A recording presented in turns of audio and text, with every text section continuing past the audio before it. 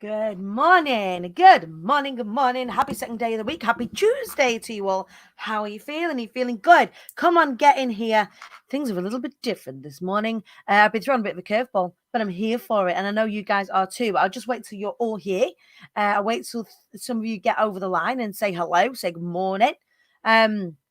Let me know if you're watching wherever you are in the world. Let me know wherever you are in the world that you are watching. Who's going to be first off the mark with a little cheeky good morning? Kerry Hendry is. Good morning, Kerry.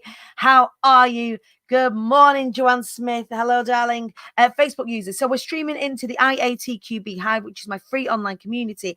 If you have not joined that, you need to. Also, if you are watching from the Hive and you see Facebook user like this, it means you've not given StreamYard permission for us to see your name. So what I would love you to do, it'll take you literally 5 seconds to do it, is click out of the live, click onto the little link that StreamYard give you to give permission. You just say yes, and then you come back in and then tell me who you really are, because you're not Facebook user. Good morning, Marcus Wright. Hello, darling. Hello, Chanel. Good morning. Good morning, Diane Ivory. How are you all doing? Are you feeling good? I'm feeling good this morning. It is Tuesday. It is the work day of the week. I know I say this like quite often, but Tuesday is always the day of the week that feels like you've got the most to do. It's the furthest away from the weekend, both sides. Like you can't get Monday back. So you're over like the start of the week, and the end of the week feels so very far away. Tuesday's always like the busiest of the work days for me. It's when I tend to get the most stuff done.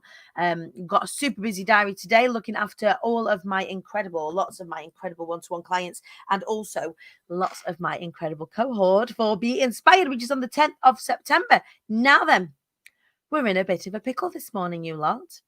We're in a little bit of a pickle because my guest has jibbed on us. My guest has not arrived and is not sharing me. It was me, Lucy Collins. She's like, I'm Facebook user. It was me. It was you. Hello. Yeah, my guest has jibbed on us this morning. So normally what happens is, and this is the first time in 17 weeks, they were doing all right that somebody hasn't showed, which is fine.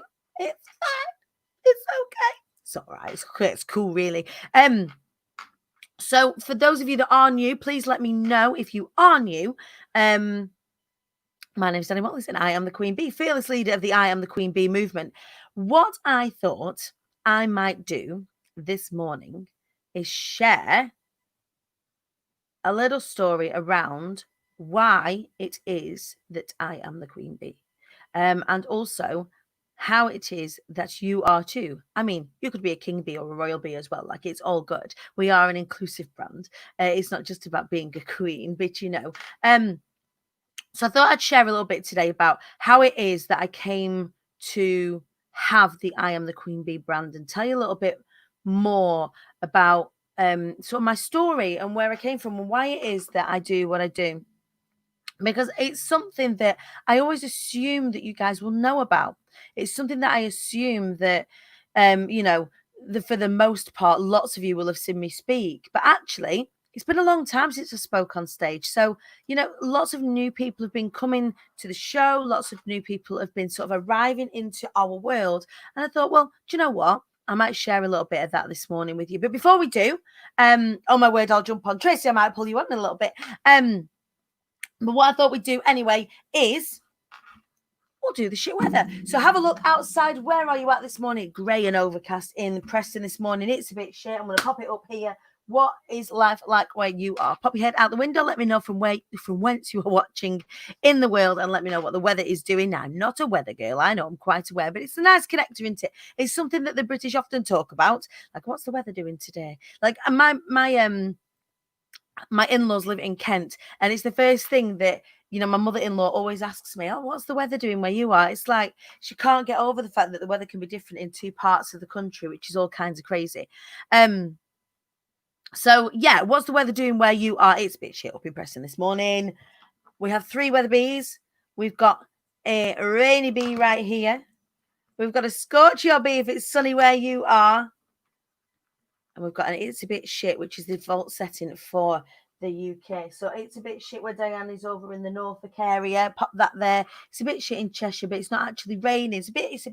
It's just a bit overcast. Let's pop that there in the Cheshire area. It's great and overcast in Staffordshire, which is kind of close to the Cheshire area. Beautiful blue skies in Plymouth. The Scorchio bee for Plymouth. There we go, Plymouth. Have a little sunny bee. How are things? It's dry and full of pollen in Brum. Is it sunshiny? I'm going to give you a little Scorchio bee. You can have a little warm bee. Look, there he is, a little sunshiny bee for you. Beautiful sunny day in the southeast. Tina, there we go. In the southeast. So pop your little sunny bee there in the southeast area. It's a bit shit in Shropshire. Flipping heck. Am I getting this right? That Shropshire's over here, isn't it? We've got no room. So if we move this big bee over, we can just sort of connect all the it's a bit shit bees there. Look. Surprisingly, it's a bit shit in New Longton, which is right around the corner from me. So we are well represented up here in the Northwest. Let me know what the weather is doing where you are. It's so funny that, I mean, the reason why I do this is because it's the great connector for the great British people, isn't it? It's the thing that we always talk about. It's the thing that we always complain about. And it's generally, what's the weather like where you are? Well, it's a bit shit. A bit of a north-south thing going on. There's definitely, the further south you get, the warmer things are. And even though we are a little island, there is definitely a difference between the weather in the south and in the north. Like up here in Scotland, like it's got to be a blizzard before you put your big coat on. Do you know what I mean? Whereas if it's just a little tick of a bit of wind down here, that's it. Everyone's complaining. It's peeing it down in Colwyn Bay. Wales has got the rain this morning. There we go. So how are you all doing? How do you feel about Tuesdays? I'm interested. I think one of the things that I want to do this morning as well is I want to open myself up to you guys for a little bit of Q&A. So not often do you get in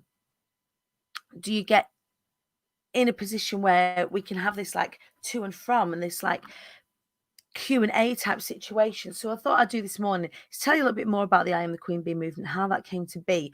Why is it that within my branding, I'm so hell-bent on including bees? Like, what is that all about?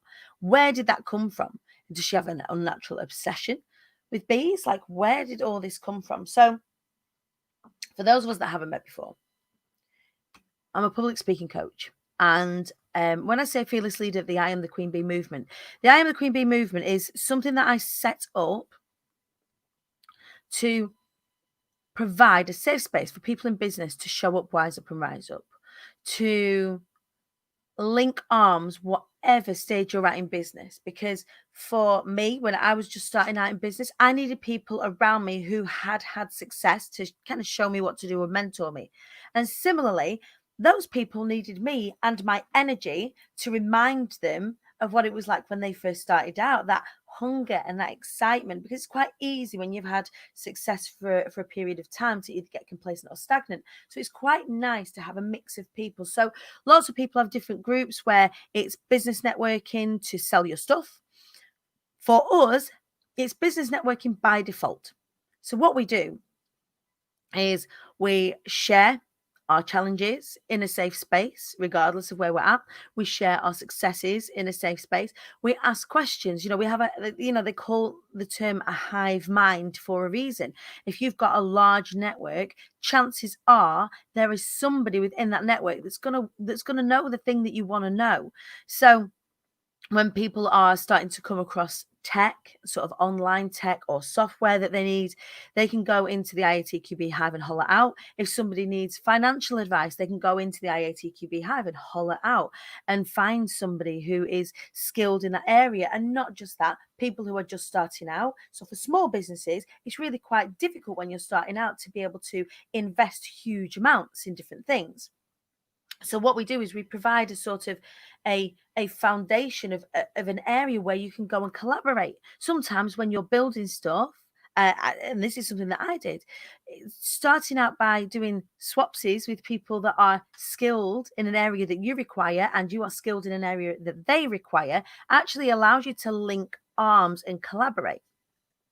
So from a past point of view, and the reason I kind of want to share with you the reason why I do what I do, because a lot of you get the key bits of the story. So grew up on the council estates of Preston. That's the one of the phrases that I say the most. So you know that from a financial point of view, success, abundance, having enough even wasn't really the thing.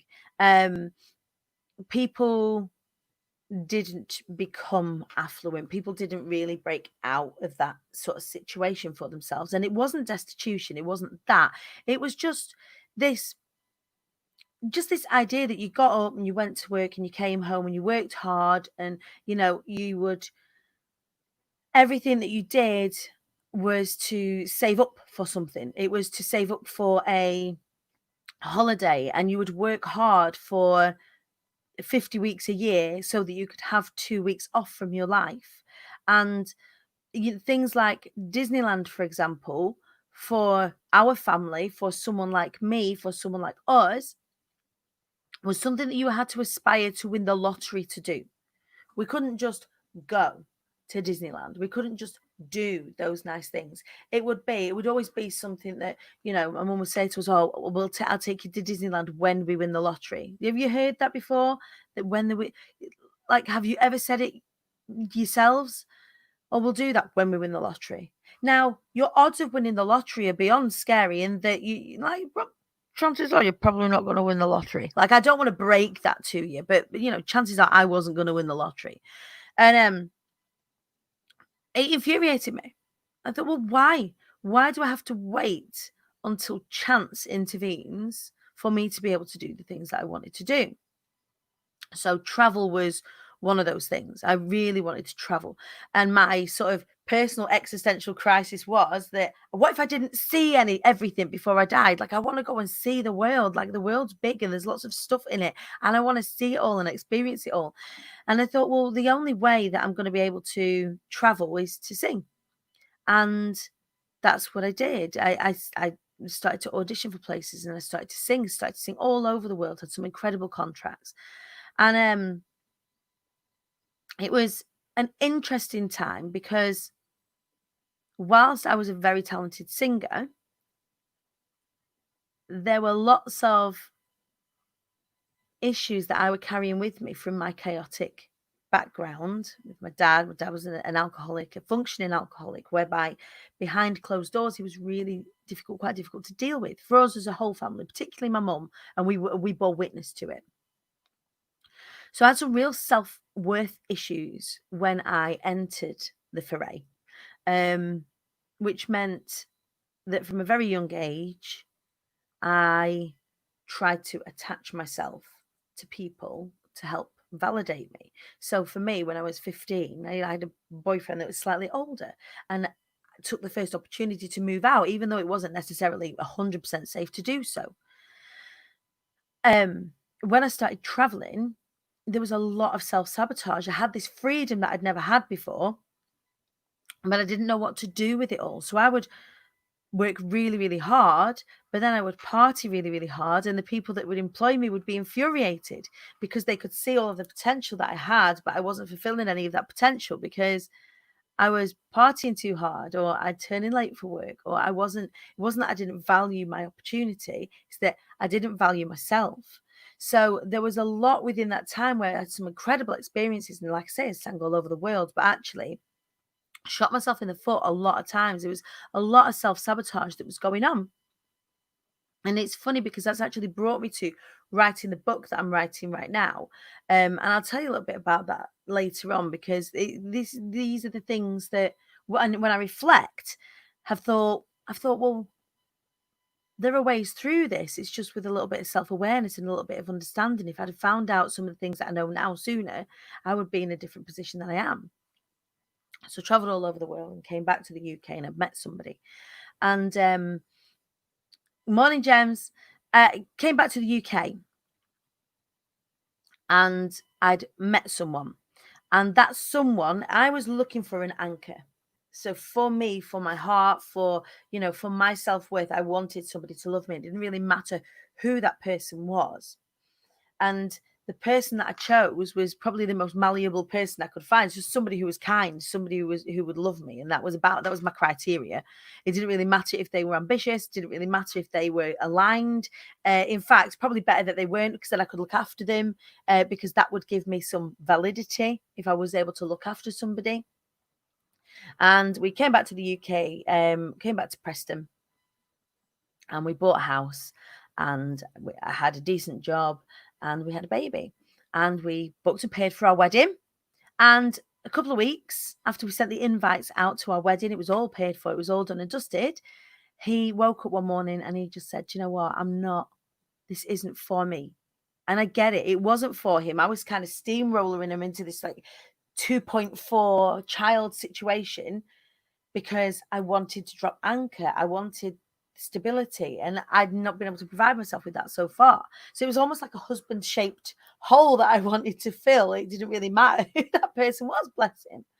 So he did me a favor. He woke up one morning and he went, "I don't want any of this," and he left. But you can imagine that at that time, I was in my very early 20s. I was left me feeling really vulnerable. So very quickly got into a situation where, you know, the first guy that really showed me affection turned out to be a narcissist, and very quickly that ended up being a relationship that was abusive. So I managed to leave the relationship, or we managed to leave each other, because we were like horrific magnets, just hurting each other. It was horrible.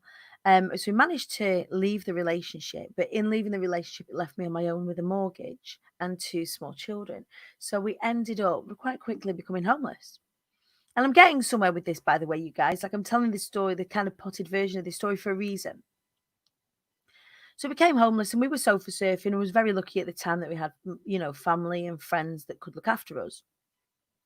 We weren't in a position, because of the job that I was in, maintaining this amazing job within corporate where they didn't really know what was going on underneath, but having a wage where 2 very small children in full-time nursery meant that there was very, very little money. So having a great job and being on the breadline was a really strange paradox that I found myself in. So once we'd got ourselves sorted and we'd found a house, and I'd met and had started seeing Wallace by then, I started to turn my thoughts to helping people and not really knowing how I could, because I was still learning how to help myself. I was still learning how to help myself, and I had this great, incredible skill set. So when I was in corporate, the job that I used to do is I used to train people. I used to design training, design really engaging training, and design away days, and design things like retreats. And I would, manage teams and lots of really awesome things that fell within my skill set that my corporate jobs paid for me to get trained in. So instead of going to university, I didn't go to the University of Life, but my corporate roles were really invested in my talent, and they really invested in my learning. So it meant that over the 15 years that I was in corporate, that I became really, really super skilled in designing training and engaging presentation and teaching people how to do that, teaching people how to lead, personality profiling, all of the skills that I now use within IATQB. But corporate wasn't filling my cup, because I didn't believe in myself. And as a result, I would end up sabotaging the situations. In the end, I ended up sabotaging myself out of corporate, or the universe conspired to make sure that I didn't stay there. So I left corporate because Wallace had said, like, Danny, I cried because I'm a singer. And the only place that I was singing was my front room. Or it wasn't even in my front room. It was in the shower or the kitchen when I was washing up, or the car when I was driving. The only places that I was singing. And it made me really sad, because it's a skill that I have. If anyone's heard me sing, like, I'm all right. I'm not shit. And he said, well, look, I was just turning 30. And he was like, look, there is no reason for you not to sing anymore. Why don't you explore it? So we managed to get a small business loan and got my first PA equipment. And when I left corporate, I'd already started to do some gigs, started to line up being able to sing. And that was it. I had a full diary ever since. I never missed a weekend. I never struggled for a gig. I always sang after that. And it was brilliant, but it was really hard work, and the money is shocking. So in order to make the money that I was making within corporate, I had to work Thursday night, Friday night, Saturday night, Sunday night, Monday night. Right. So I had to haul 7 gigs a week. And if anybody out there is a performer, that's hard. So I would frequently lose my voice. It was always very tenuous. I remember being exhausted, crying because I was that exhausted, driving down the motorway at 2 and 3 in the morning, having to stop to sleep for half an hour just so that I could get home, because I couldn't afford, because of how little I was getting paid, to stay in a hotel overnight. I'd be performing as an exchange of energy. It's not just we'll get up and sing a few songs. It's lugging a whole, because you do it on your own. It's a driving job, really, not a singing job, but you're lugging all your PA equipment around, and you're putting up speakers and setting down speakers, and you're sound checking, then you're waiting round, then you get up and do your thing, and then you're waiting round again, then you get up and do your thing again, and then you pack down all your gear, and you've got to wait till everybody's left before you do that. So you've got to wait till the end. So it could be 2, 3 in the morning, and then you get to drive home. So what is an hour on stage is an 8-hour situation. So doing 2 lots of those back to back consistently was really taking a toll. And I remember saying out on, my personal profile, if you do follow me on my personal profile, that everything that I did was to make sure that from then on, that I was going to sing when I wanted to sing. So I had all this time in the week, like Monday to Friday, essentially, in the day, where the kids were at school, and I had this skill set, and I wasn't helping anybody. People would enjoy themselves. They had a great time, a fabulous time they would have with me. But it wasn't filling me up. There's only so many times that your girl wants to sing Build Me Up Buttercup for people on a Saturday night. Like, I enjoy it. We have a great time. But you can imagine 7 times a weekend, every single weekend, without any time off. There are no weekends off. There are no Christmases off. There are no birthdays off. You can't, go to people's weddings and stuff like that, because where I had the bills to pay. I've got to keep our heads above water. So I've got to sing at those weddings. The only time I get to go to the parties is if people were booking me. So my social life took an absolute nosedive, and it was crazy. And don't get me wrong, I don't feel sorry for me at all. All paths have led me here, and everything that I've learned has brought me here. Now, I had this situation where I was getting tired and I was getting exhausted, and I was a mum on nights. So not spending any quality time with the girls, literally getting the girls to school in the morning, going back to bed, sleeping, and then going to a gig at night time, because I wasn't getting home till 3, 4 in the morning. So I'm thinking, what can I do? What can I do? What am I good at? What can I monetize? What can I help people with? What is my skills? What are my areas of expertise? And I had to really think back to my corporate days and think, well, do you know what? I've got a whole skill set there that is desperately and sorely needed. Because one of the ways that I would market myself at the time is I would go to business networking meetings. And at the time around here, there ain't no singers going to business networking meetings. So it was very easy for me to pick up work because nobody else was doing it. And I was good. So people would book me for their corporate stuff, and people would book me for their garden parties and all that sort of stuff. It was business networking. One of the things that I noticed within business networking is that people were really scared of speaking, really scared of talking about what it is that they did. And it infuriated me, because I was like, oh, there are so many things that you can do to help share what you do in a much better way. And that started the cogs whirring. And then one day I was watching B-Movie with my kids. And there's this quote, and you guys have heard me say this all the time. And if you're new, then you might not have done. But I'm paraphrasing. But the quote from B-Movie goes, aerodynamically, the bee should not be able to fly. Its short little wings should not get its fat little body off the ground. And the bee, however, doesn't care what is impossible. The bee flies anyway.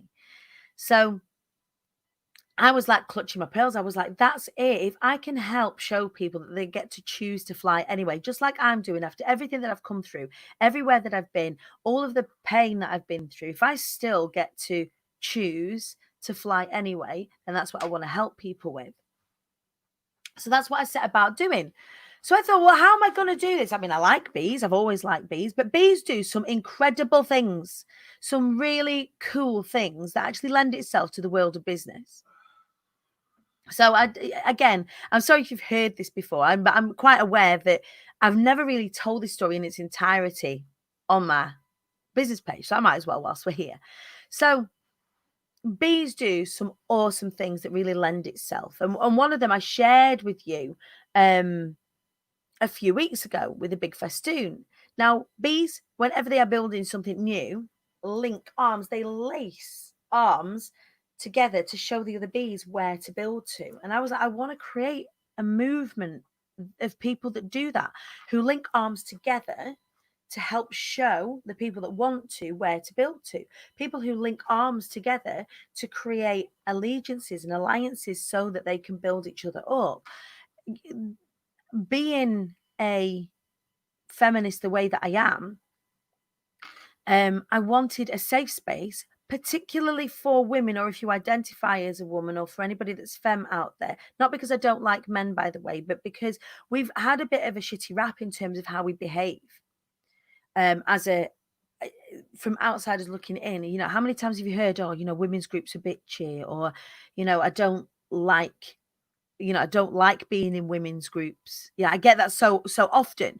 And I think that because of the culture that we create within the IATQB hive, within this space here, is that we don't tolerate knobheads anyway. And knobheads are knobheads wherever they are and whatever they've got between their legs.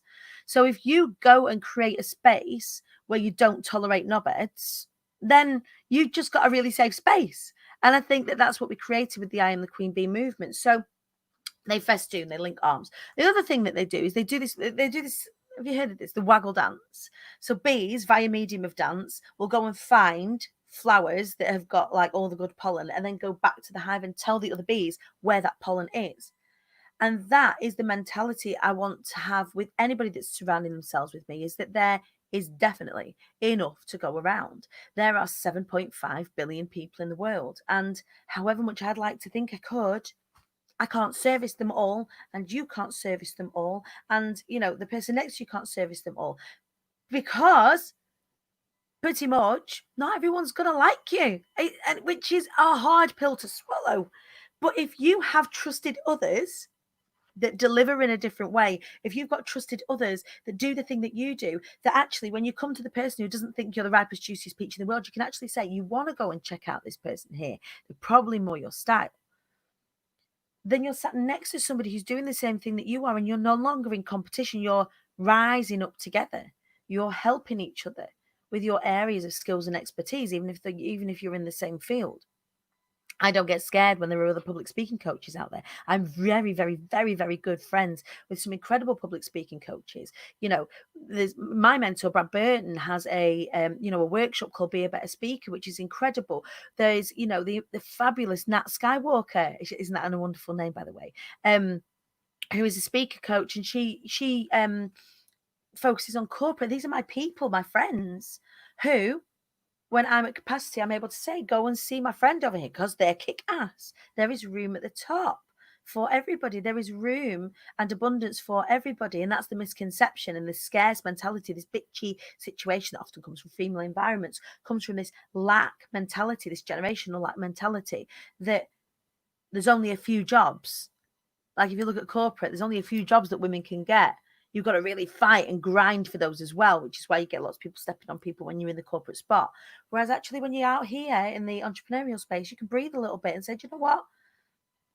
As long as you are showing up as your truest self, you're going to attract the right people to you.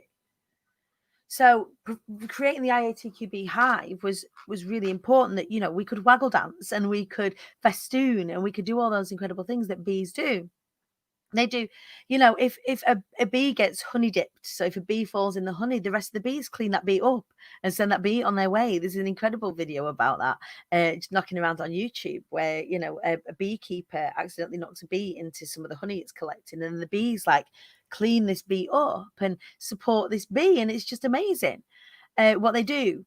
So I really enjoyed the analogy from bees, and then I was thinking, well, how do I brand that? How do I call that something? And I thought, well, what I want to do is I want to empower people with a statement. And the phrase, I am the queen bee, is not me saying I am the queen bee. Well, it is. But it's also an offering of statement to you guys as well. If you are male, female, gender fluid, non-binary, trans, however you identify, by saying I am the queen bee, you are claiming your power to success, your birthright to success, to abundance, to wealth, to health, to happiness, to peace, whatever those things are. I remember having a conversation with I think it was with Crosley. So if you caught the session on Friday, the show on Friday, Crosley, incredible. He's the mindset technician. Go and check him out. He's fab. He said to me, "You can't call yourself the queen bee. You know, you're positioning yourself above everybody." And I'm like, whoa, you've not got me. You've not understood what it is that I'm saying. By giving that as a gift to everybody. If you're saying I'm a member of the I am the queen bee movement, you're saying you are the queen bee. You are saying that I am the king bee or the royal bee or whatever it is. It's your reclamation of the fact that it is your birthright to success. I might have been born on the Council Estates of Preston. However, I get to choose what my outcomes are. I get to choose to fly anyway. So by saying I am the queen bee, is saying that I'm the master of my own outcomes. It's not, oh, I'm the queen bee and that's it. You shall all, take the knee, and pledge fealty to me. It's not about that. It's about doing that for yourself, about honoring yourself, and that is what it's all about. So then I got to thinking, okay, well, that's fine, that's great. Everyone can go around saying I am the queen bee, and that's all well and good. I'm gonna have to attach some learning to it, otherwise it's going to mean absolutely shite all. It's going to be something that's quite nice, but what does that mean? And one of the things that I came up with, and this is from my years and years in training, was the show up, wise up, rise up model. And the show up, wise up, rise up, it's not just a statement, it's a model, it's a system that I'm going to be sharing more with you over the coming weeks. So you're going to be able to access a masterclass around the show up, wise up, rise up model. For those of you that, sign up to my email list, I'm going to drop that in as a freebie, a video masterclass where you can learn more about how you can show up, wise up, and rise up. But the idea is that you can't get to your next level without doing those three things. So identifying where you want to rise up. Secondly, knowing where you're showing up right now and knowing how you need to show up, or figuring out how you need to show up in order to rise up. Now, if you're showing up here and rising up looks like this, then there is a bit in the middle that you don't know, because if you knew it, you'd be at that rising up situation, right? So wising up is identifying the things that you need to learn. So in the I am the queen bee movement, or as part of the I am the queen bee movement, showing up, wising up, and rising up is actually the path and the journey and the cycle that you need to be on as a business owner, as somebody who is interested and invested in their personal development, somebody who's interested and invested in all of their development. It's a cycle you've constantly got to have a look at. So by thinking about, when we have the guests, good morning, you all right? Yeah. Are you going downstairs? Yeah. All right. She's awake. By constantly being in this state of life, that success, that abundance, that health, that wealth, that peace, that whatever it is that you're claiming as your birthright, by showing up, wising up, and rising up, you're only going to move closer and closer there. So that's why the show's called the Show Up, Wise Up, Rise Up Show. That's why my business is called IATQB. I am the queen bee. That's why I talk about bees all the time like I'm crackers. That's why I chose bees as the vehicle, because we get to choose to fly anyway. And so many, again, particularly, come on, anybody that's othered, and straight white men out there, I love you. I married one. I have one in my life. It's not about not loving on those people. It's about understanding that there is more adversity to somebody who is not that person. So providing safe spaces for us to acknowledge that and help each other allows us to link arms, allows us to festoon, allows us to show up, wise up, and rise up. So what are you guys saying whilst I'm here? Have any of you got any questions for me? Oh, good morning. Speaking of the straight white man, how are you? I'm all right. How are you? It's my king bee just waking up. I don't know if you saw him. I didn't catch it. He was like, it's like a little obstacle course trying to get out of bed in the morning. So he hides behind here and then he army crawls to the door underneath here. So you know, it's not about getting it perfect. It's not about getting it right. It's being fabulously flawed, but being fabulously flawed together and accepting that, you know, the pressure of perfection means that you're going to tie yourself up, and actually just allowing yourself to be where you are, and you know, and being all right with that, and then understanding that there are gaps and that you get to wise up and surrounding yourself with people that are going to help you do that. It's a recipe for success. It's just a recipe for success. So the way that people ask me all the time, how do you work? How do I work with you? Or, you know, how do I get more in your world if you're not already in the IATQB hive? Well, there's your first port of calls. Just search that in the search button, and search IATQB hive. It stands for I am the Queen Bee, if you're worried about the, you know, the acronym. And come and join and go and carry on the conversation there and use that as the network. You know, there's just under 1,000 people in there, and it's fabulous. We have incredible in real life events, you know, when we're allowed to do them. So the 10th of September, you can come and hang out with us in real life. We have 10 speakers. I support all of my speakers to speak on stage. And for one of the programs that I do, we create an event, and all of my, you know, my cohort speak at that event, and we all get together as a movement, and we dance and we learn and we wise up together, and it's just fabulous. Other ways are, you know, with online courses that we've just finished one. We'll be launching another one at the end of September. There are masterminds that I do collaborations with. There are loads of different ways that you can kind of come closer into my world. And of course, one of those ways is to join me Monday to Friday at 8 o'clock. Chanel is asking, what does an average day look like for me? There are no real average days anymore. And lockdown means my days look very different to how they did before. So an average day for me right now will have me waking up about 6:30, 7:15. I'll get up and I'll like put my face on and have something to drink, or, you know, get clean at least, and then sit down and do the show. So once I've done the show, I launch straight into coaching. So then I, you know, work on my one-to-ones or my group work, or I often visit people's groups and go and speak in their groups. So, for example, our fabulous Gemma James is speaking in her group tomorrow.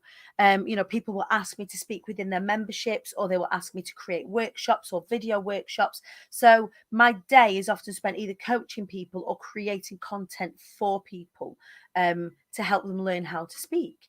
Some of it is spent designing collaboration. So me and Nikki James, for example, have just spent a lot of the last 4 weeks together designing and launching the most wonderful mastermind that talks about branding. So one of the things that I know about is marketing and branding from my days in corporate. One of the things that I help people is speaking about their marketing and branding, speaking about their business or their mission message. So that mastermind, it's no wonder it's sold out, because between me and Nikki and her expertise within brand creation, it's just a perfect storm. So it might be, you know, I'll have calls booked in to nail down collaborations that I'm working on, or it might be that I'll spend an hour writing my book, or it might be that the weeks are difficult at the moment because it's me really forging ahead. So Wallace is a huge support. So anything you see visual is something that Wallace has designed. So all of this around here, you know, this behind me, anything, the website, he does all of the design work. So he's, you know, he's very much in the business, and we do this together. So he does a lot of the looking after the kids in the week. And then when it's nighttime, I go downstairs and then I'll do tea. And then the weekends we've managed to protect now, which was the position that I wanted to be in 18 months ago. I didn't want to work at the weekends anymore. I didn't want to go and sing my shoulda, coulda, wouldas down at social clubs for 150 quid on a Saturday night. All of that sort of stuff with things that I didn't want to do anymore. And now we've, you know, managed it. So our weekends are protected. But between coaching, collaboration and writing, that's kind of what it looks like. A lot of it's done here at the minute. Ordinarily, I would be getting in the car and going to do these things in like workshop rooms or, you know, other people's houses. So yeah, it's very, very different. And then of course, when we start to move towards events, my day will look very different. So I'll, you know, the day before an event, I'll go down to wherever the event is, get up super early, make sure that the event looks fly, because experiences within events is something that's huge for me. So if you do come to an IATQB event, there's things like swag there, the foods, we'll make sure it's food for everybody, make sure that the place looks nice, it's decorated well. But I have a hand in all of that. So there's all of the planning from an experience point of view, the music creations, the creating playlists that are going to help people engage, all of this sort of stuff are the things that I think about all the time to make sure that everyone has a great experience when we do get together. So they're the things that I'm working on right now, and obviously the book. Diane, I've been on Danny's Be Inspired stage, and it's an incredible fun program with so much learning, personal development. Yeah, absolutely.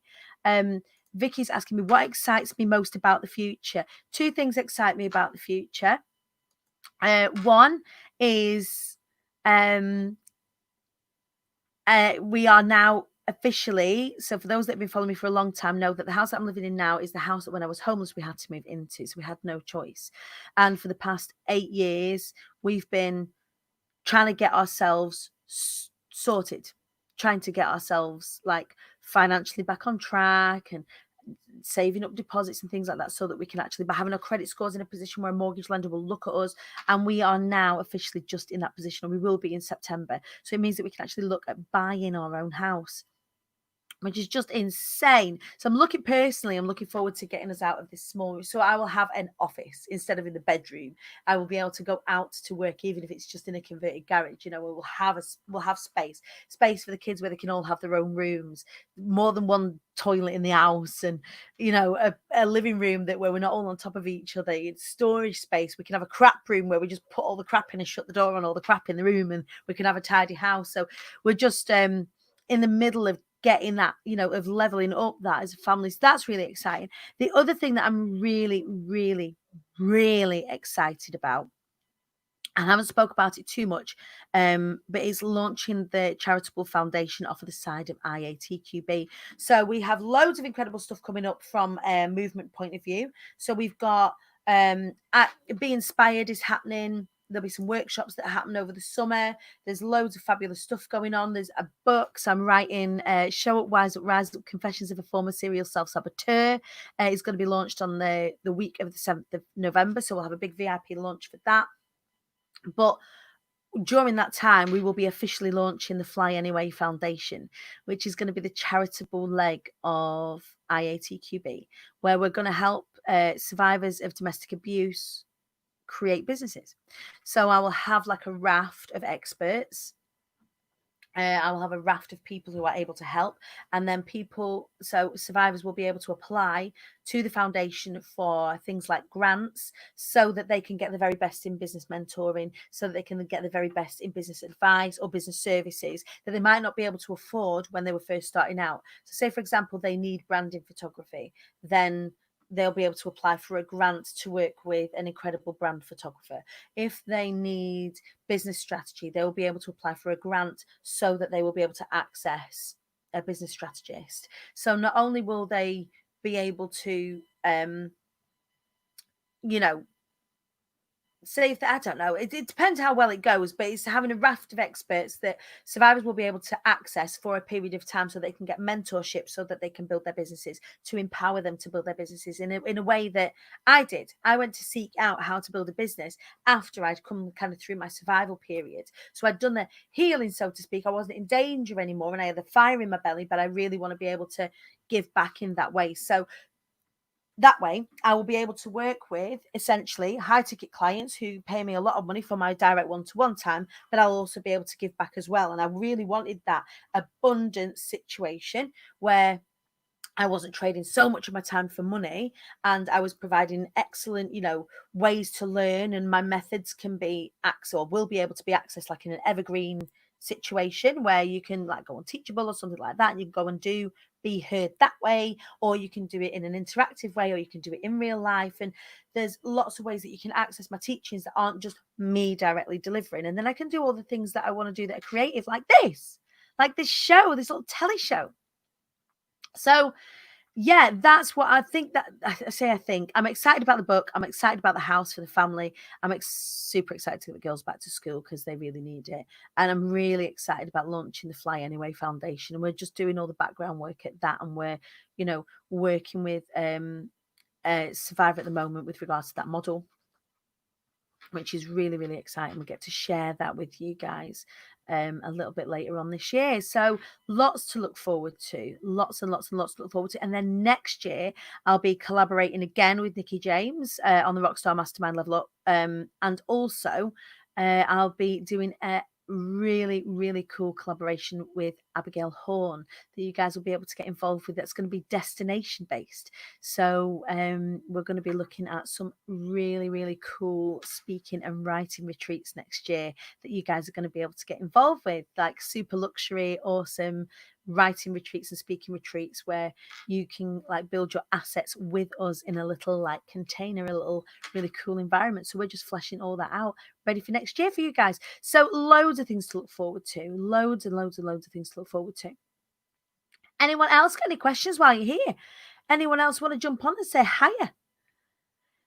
It's been a funny one this morning, and do you know what? It's been really nice just to share with you the things that I'm getting up to and kind of share with you my story, because lots of you are new now. Lots of you are kind of just coming across me. So it's nice to be able to share where I'm at. Often you'll find me being a little bit silly and a little bit funny, but all of it is really, deeply, deeply seated in this drive to make sure that I'm helping as many people as I possibly can and giving back in a really positive way. Because you do get to choose to fly anyway. We was talking yesterday to Sam Adams about taking responsibility, about, it starts with you and everything starts with you, all the good, all the bad, and it's all a choice. And whether we like it or not, whether we want to hear that or not, that all of these things are choices. You get to choose whether Tuesday's your busy day. You get to choose if you look out in the morning and say it's a bit shit. You don't have to. You don't have to accept that that your lot is your lot and the cards you've been dealt are the cards you've been dealt. Is how you play them. Tracy's saying it's it's like back in the first days of Get Ready With Me. Yeah. So again, lots of you won't know this, but I've been going live for years, for about 6-7 years now, either singing or putting my makeup on. So, I should have just put my makeup on with you this morning, shouldn't I? I should have just done that. I did it beforehand though, because I thought, I guess was going to join us. But never mind.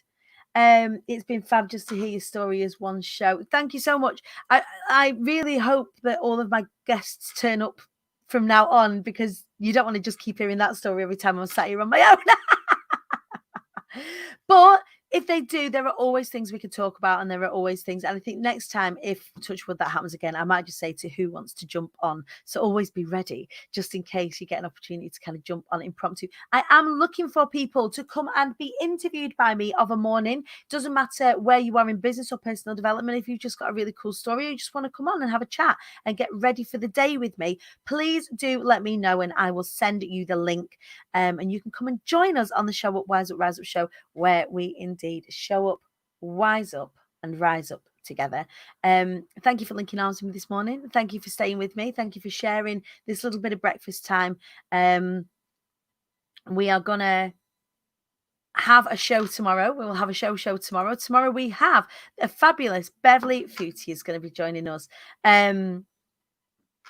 So yeah, we're going to be talking about how do you get the subtitles so cool. I've been trying to figure it out for ages. Now then, Vicky, I've not chose to put subtitles on. It's something that Facebook's doing within the Facebook platform. So with subtitles, it's not a stream. So I'm using StreamYard. So that's why this all looks like this. But Facebook are doing things at the moment to try and make it more accessible. So they're putting subtitles on to certain business pages lives. They're testing things out. What we saying? I'd love to chat one day. Vicky, get booked in. Give me a shout. In fact, shall I get my little link? I'm opening myself up to all kinds here, but I don't mind because it's exciting. Let me get my link up. I'm going to pop the link. It might be August now when we've got availability. Power Hour Show at Wise Up Rise Up Show. Copy link. There it is. I'll pop it on here. Paste.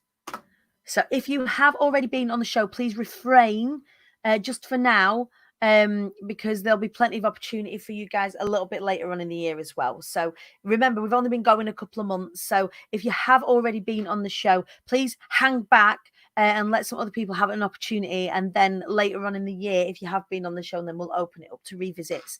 But there are hundreds and thousands of you out there. So let's meet as many of you as possible. Thank you for joining me this morning and staying with me while I told you my story. If you do want to come along to be inspired, it is an incredible event. It is awesome. There's a lot of love, there's a lot of dancing, there's a lot of fun, and there's a lot of learning that happens on the Be Inspired events. You can get tickets today from Eventbrite. If you go on Eventbrite, in fact, I'll pop you the link here so you can go and have a little look. Tickets are £89, and for that you get 10 incredible speakers, entertainment from me. You get fed and you get swag. It is an absolute bargain. We will be socially distancing. There are only 65 tickets available. But when I say there are only 65 tickets available, there are now only 30 tickets available because all the, half of the tickets have gone. Hang on, manage events. Let me share with you this link so that you can come along, be inspired. Yeah, so half of the tickets have gone now.